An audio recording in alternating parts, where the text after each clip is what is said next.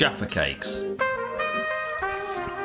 A classic biscuit, or I don't know, are they biscuit, are they cake? I mean, the cake's in the title and the sponge underneath is technically a cake because it goes hard when it goes off.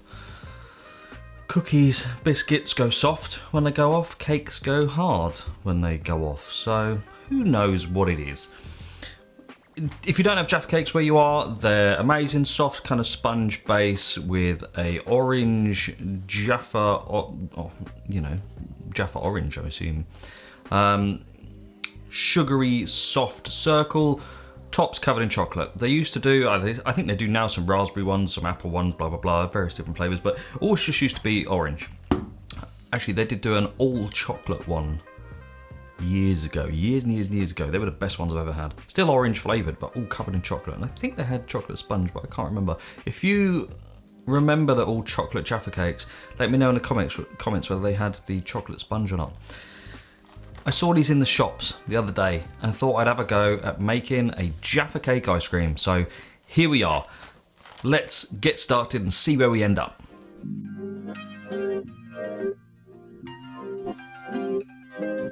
As per usual, we're going to start with our milk, add in our sugars. We've got sugar and dextrose in here, and then we're going to add in our milk powder. If you want to add a stabilizer to this, add it to your sugar before you put it in a pan. Make sure it's well combined.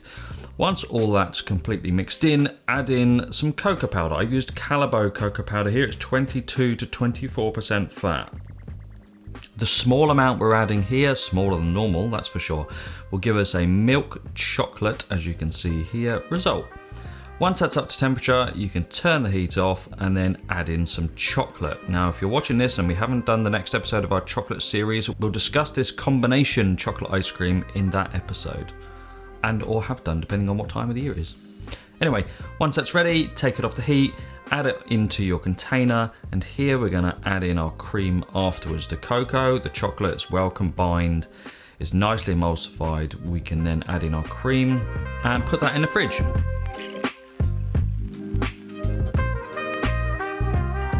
Whilst that's chilling down in the fridge, we're gonna make our fudge. And what we're gonna do here is a chocolate orange fudge. So in the pan, start with your corn syrup and your milk. Add in your coconut oil at that stage and warm it up nicely. I've added the sugar in here. You don't have to wait for the coconut oil to melt if you don't want to. Once that's all fully melted down, as you can see here, oh look, a tiny little lump, add in your cocoa powder. Get that really well mixed and bring that up to a rolling boil. Get it really nice and hot.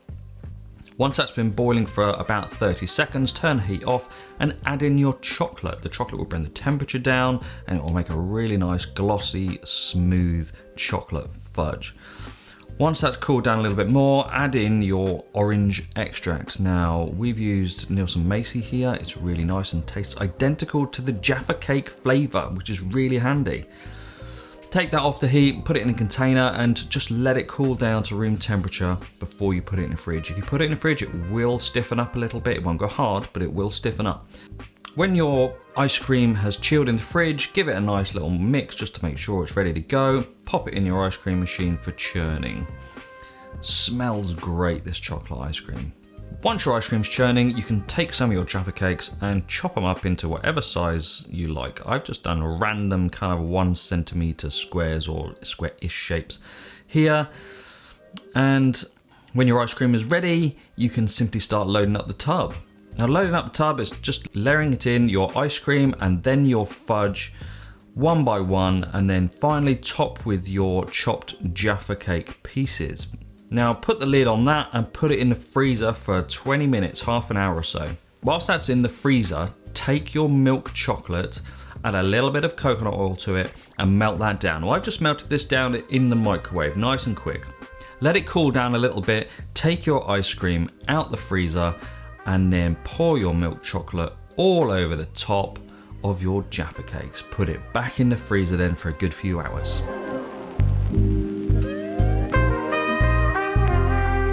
Got our Jaffa Cake ice cream out the freezer. Nice tub look. Jaffa Cake mirrors the kind of look of the actual box itself. Let's get some scooped up and in a bowl.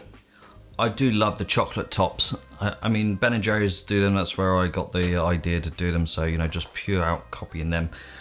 But really nice, it's theatrical. Breaking through that chocolate top, it's theatrical, it's nice. I mean, I gave a tub of this to when my wife worked, she took it into the office, and everyone loved just taking the spoons and diving in, you know, so it was a real nice element to this kind of ice cream that a lot don't have, and Ben & Jerry's is often a little bit disappointing, let's be fair. So I can smell the orange coming out, it's really, really good. Looking forward to trying this one. Let's dig in and see what it tastes like.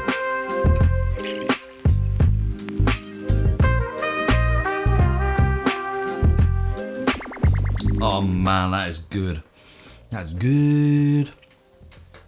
That chocolate orange fudge, something that I did in this, I didn't mention it in the video earlier, was I took some of those orange pieces from the actual Jaffa cake themselves, chopped them up into little cubes, added it into that fudge just before loading it into the tub.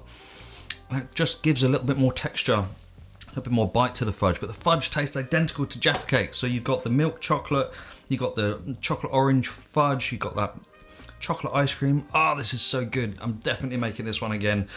If you like Jaffa Cakes or have no idea what they are, try this recipe. It's a really, really good flavour impersonation in ice cream form. So, hope you enjoyed this video.